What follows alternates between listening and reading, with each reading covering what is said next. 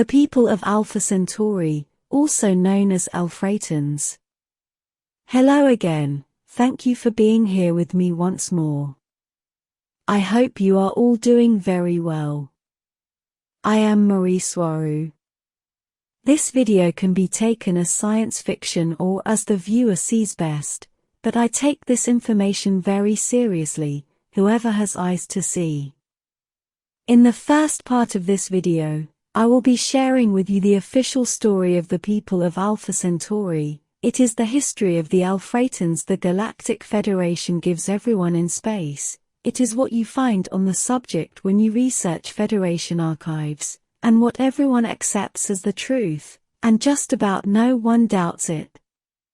In the shorter second part of this video I will be discussing with you the things that I noticed. Many are inconsistencies and holes in the official narrative that make me strongly think that it is all fabricated, as well as how I connect all this to what is happening on Earth right now. I think I've gone full conspiracy theorist this time, and in no less than two levels, the one on Earth and the one in space. The official narrative of the history of the Alphratan people is as follows. They inhabit the second planet of the star Alpha Centauri, A, in the Alpha Centauri triple star system, which consists of Alpha Centauri A, Alpha Centauri B, and Alpha Centauri C, also known as Proxima Centauri. And they are at a distance of approximately 4.36 light-years from Earth, making them the closest star system, and Earth's next-door galactic neighbors, with Proxima Centauri at the closest point of the three at only 4.26 light-years away. This inhabited second planet orbiting the Sun Alpha Centauri A, is an M-class super-inhabitable planet, classified as a better living place, and with climate, gravity and biology, more favorable than the one on Earth for people of Lyrian origin, including humans. The climate is less extreme than on Earth, with fewer weather variations, more stability, with better oxygen content, and more sweet water than Earth, and with a 0.9 gravity strength. It is 10% easier to live in, simply because you weigh less there. Biology there is as diverse as the one found on Earth, but with much less hostile animals and plants, making it generally speaking a safer place to live in. This planet was initially called Phaeton, by its reptilian overlords as the official story goes, and only recently its name was changed to planet Alphrata, from where its inhabitants take their name. 200,000 years ago, although there are some other Federation sources who claim all this happened 2 million years ago, all the people known as Lyrians, who are basically simply another name for humans, or space humans, lived on the planet Lyra, which is the second planet orbiting the star Vega, some 25 light-years away, in the Lyra constellation, also considered as one of the closest stars to Earth. As the Federation archives go, planet Lyra is the place of origin of the human race, and of all the others who have the same body, of all the so-called Lyrian family. Interestingly enough, the Cabal on Earth seems to know this as well, as they also placed the origin of the human race in the star Vega, in one of their most important movies on this subject, the film Contact from 1997, starred by Jodie Foster and Tom Skerritt, but I digress. The Lyrian people lived there peacefully, coexisting with their friendly neighbors, the large feline race Urmah, who inhabited, and still inhabits the first planet of the same star Vega, called Avian. And back then the Lyrians had limited interstellar capacity, limiting their movement to only local star systems and planets, mostly for trade. There is another Federation source that contradicts this, claiming that back then the Lyrian people only had interplanetary travel capacity, limiting their range of movement only to the vicinity of the star Vega itself. All was well with them and life was good, until they faced a ferocious attack and takeover from a conglomerate of forces mostly coming from the races of the star systems in Orion. Those races included several grey variants all working for reptilian overlords, mostly from the Draco family. The Lyrian people did not have anything like a real, or complete military, as they did not need it, living peacefully and mostly isolated on their planet, so they were easy prey for the Orion invaders, who were well organized and heavily armed. Most Lyrians were murdered there or taken as prisoners. Nevertheless, several Lyrian starships filled with people, men, women, and children managed to escape their Orion aggressors, managing to flee to several places all over the galaxy, and with their enemies in hot pursuit. This event is called the Great Expansion, and it is said to be when the Lyrian race was forced to spread out and establish colonies on countless planets in this galactic quadrant. This event also marks the start of the famous Orion Wars. This explains why the Lyrian, or space human race, is so proliferous, as it is found all over the Milky Way galaxy nowadays. And as the official story goes, the need for a working alliance not only among people belonging to the Lyrian race, but also of other non-human races who also were in danger of being invaded by the same Orion aggressors. They all felt the need to organize a resistance movement to be able to face their common enemies more effectively, and this resistance movement is today called the United Federation of Planets, or simply known as the Galactic Federation. It is here where it is said that the reptilian invaders chose to use planet Phaeton, now planet Alphrata, as a prison planet to take there all the Lyrian people they had captured all over the galactic quadrant, and from where to distribute them to their allies and their civilizations, as they used the Lyrian people for slave trade and for food, as meat. On planet Phaeton, the captured Lyrian people were first kept in cages, where they were forced to breed, and when the babies were born, they were taken from their mothers who never saw them again. When the overlords had enough isolated young population, those captured Lyrians who remembered where they came from were slaughtered and traded, or distributed as meat, with this erasing the memory of the people, and their true origin with it. The young ones grew up only believing in a false narrative that explained who they were, basically telling them that they had evolved on that planet, and were indigenous to it. Once the reptilians from Orion had successfully mind-controlled their new population of Lyrians, they could let them roam around the entire planet in a more or less free way, only having to obey strict rules and belong to a certain region in the planet, with its city-state, which is basically a farm. Those Lyrian people were prisoners on that planet, but they were kept ignorant about the existence of anything in outer space, and without knowing that there were more people like them among the stars, and were also kept ignorant about who their true overlords were, and what were their true intentions with them. The Lyrians there were kept in farms where their movement was restricted to only a few miles around, and if they needed to go further they would have to ask for special permissions in the form of documents, and those who imposed those rules were no less than other Lyrians like them who were also mind-controlled and believing the same false narrative, or matrix system of beliefs.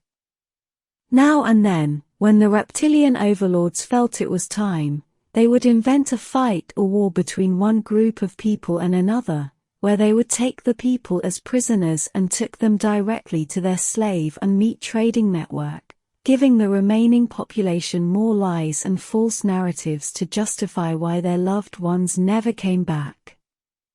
The male population was the one most taken, as the females were mostly kept for breeding and to take care of the young. After a few hundred years of following this system, the reptilian overlords of planet Phaeton decided it was not efficient enough, as their trade networks among their races, and those like them had become more demanding, so they decided to go back to direct human farming, where the Lyrian population was kept enclosed in smaller containers, called cities, from where they were not allowed to get out. From this captive population, they would take the desired people directly into farming in cages, mostly in subterranean installations, where once more they were forced to breed, slaughtered for meat, and taken for their slave trade, and all variants of these two main things. After a few decades of this, the planet and system had become almost exclusively a cage-based human farming facility, of the most inhumane, cruel, and overt type, where they also slaughtered people in front of their loved ones, and others, to create a terror atmosphere to feed their dark astral entities and evil demon egregores, those who the reptilians worshipped. As the reptilians became ever more and more greedy, they started to take Lyrian people from neighboring planets, such as the ones in the Hyades star cluster and the Pleiades, with this justifying the existence of the Galactic Federation, as an institution designed to counter and defend against those evil entities mostly from Orion. But not only, as by then the Orion-based Evil Alliance had managed to create a large network of races and cultures that cooperated with them, which ironically also included many Lyrian people, who were working for them, willingly perhaps, or without knowing what they were doing or for whom they were working for. And the planet they abducted most people from, to be taken to Phaeton prison planet, was planet Earth, which they also harvested for the same purposes. This horrendous dynamic continued for at least a few thousand years until the Galactic Federation grew strong enough to engage in a full-scale liberation military offensive, an operation which culminated in the liberation of planet Alphrata officially between the years 1560 and 1570. And of which there is a famous painting of an event, or fight over Nuremberg, Germany in the year 1561, and which is supposed to be a battle that had a lot to do with the liberation of the Alphritan people. After a bloody but successful military operation, planet Phaeton was liberated from its reptilian oppressors, and the people could return to inhabit the planet in a free manner, while being heavily mentored and guided by the Galactic Federation itself, who taught them how to adopt the Step Council holistic political system, much used in the Federation itself, and although with its own variant, the Alphritan people still use to this day. The main variant of the holistic political system, which is worth mentioning, is some kind of a hybrid between the full holistic society as seen in most of the civilizations in the Pleiades star cluster, and a democratic voting system as seen on Earth, where in Alphata, the council members are mostly voted into office, with this defeating the very essence of a holistic society, according to the opinions of many, including myself. The physical appearance of the average Alphritan is very Latin American, but this is for a very logical reason, as it is the result of mixing and combining all other human races, as that is exactly what happened in planet Phaeton, now Alphrata, at least since the official year of liberation of 1561 to present day. There are many Alphratans who look like any other race as found on Earth, and others as not found on Earth as well, so the Latin American look is not exclusive, but it is quite prevalent among them. End of the official story. As I said at the start of this video, I think I'm turning into a full-blown space conspiracy theorist, because I see simply too many things in this official story that simply don't add up. To start with, the dates simply don't add up, and the excuse of timing being very difficult to calculate in space seems not to be enough in this case. To start with, there are contradictions to when all this occurred. As I said above, some sources say this was 2 million years ago, and others only 200,000 years ago.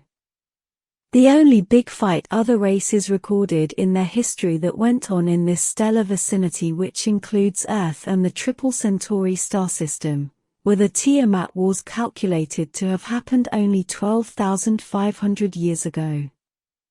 Then the official narrative states that the Lyrians were all concentrated in planet Lyra, when other sources clearly indicate that humans as such inhabited this galaxy on countless planets well before Lyra was invaded.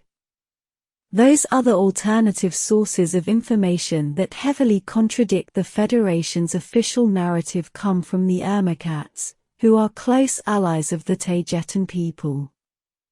The Urmah state that there couldn't have been an invasion to planet Lyra, because they live on the next planet orbiting the same star, Avian, and they would have recorded all those events in their history. As the Urmah state, they would know because they are a very dominant, strong and aggressive military-based civilization who would never run from a nice fight, using their words. And no one messes with 300-kilogram cats in armor and with plasma weapons. Furthermore, the entire story sounds not only like Star Wars, which in any case is just the humanized public version of the Orion Wars, but it also stinks like pro-Federation propaganda. Also, according to the Urmah, planet Phaeton has been well inside Federation-controlled space for, like thousands of years, as is the case for Earth as well. And they state that there were no reptilian nor any Orion strongholds in the galactic quadrant back then, nor any time close to when those events are said to have taken place, and the cats say they would know as they historically are in no good terms with Orion in general, and with the groups of civilizations from there.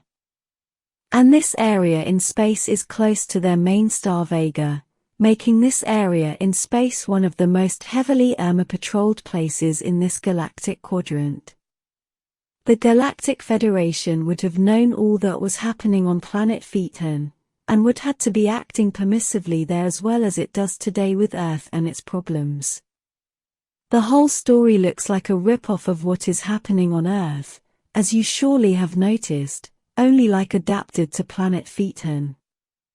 All that story fits perfectly with the narrative being pushed nowadays in many government-controlled New Age communities, the one of a benevolent galactic federation of love and light that is about to liberate Earth anytime now, as they say, although that time never arrives. All this forces the people of Earth into believing that they will be liberated from an oppressing force, and they don't need to do anything on their own, because it will be all taken care of, much like what went on with the so-called Patriot movement some years ago, which also pushed the narrative of watching back and do nothing while you enjoy the show.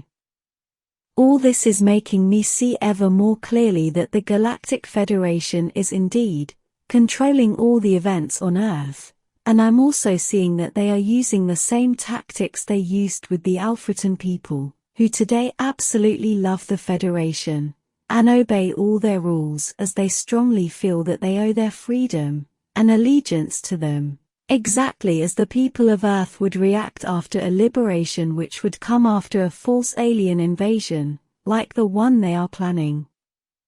All I see is that the truth is hidden under several hundreds of layers of lies, both on Earth and in space.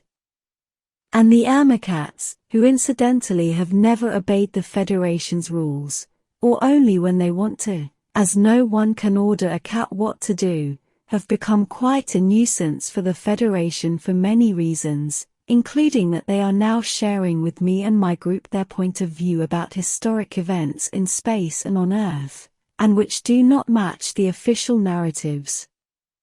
I thank my furball Urmah cat friends for sharing with me their views about the history of the Alfreton people, especially Arishar, from Urmah Communications of Starship Avian 1, who talked to me over remote presence, to share his perspective on this subject, with his deep and calm feline voice, which sounds like thunder with a purr, and who corroborated much of what I already suspected on my own. He knows I will be sharing his point of view with you all, and sends a big hug your way. And a lot more can be said, and I will be sharing it with you as we move along. I must say that what the Taygetan archives state is the same information the Galactic Federation is pushing as the truth. But this is the first time we are getting clear information that conflicts with both the official Federation narrative and the Taygetan accepted information about the history of the Alfretan people, and I will be researching this more.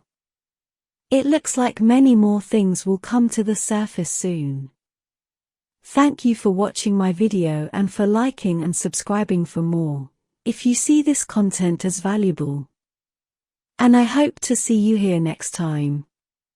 Take care and be very well. With much love, your friend, Mari Swaruu.